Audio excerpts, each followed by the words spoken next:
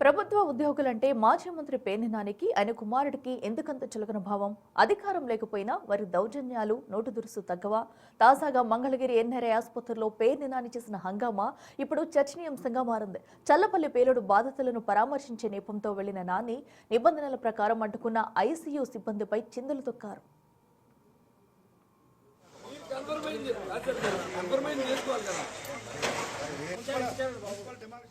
ఒకవైపు తండ్రి ఆసుపత్రి సిబ్బందితో వాగ్వాదానికి దిగితే మరోవైపు ఆయన కుమారుడు ఏకంగా పోలీసులనే దూషిస్తూ రెచ్చిపోయారు. మంత్రులు వెళ్తే లేని అభ్యంతరం మాకెందుకు అంటూ సిబ్బందిపై విరుచుకుపట్టడం ఏ రకమైన సంస్కృతి? ఆసుపత్రిని కూడా రాజకీయ వేదికగా మార్చాలా? విధి నిర్వహణలో ఉన్న ఉద్యోగులపై మీ పెత్తనం ఏంటి?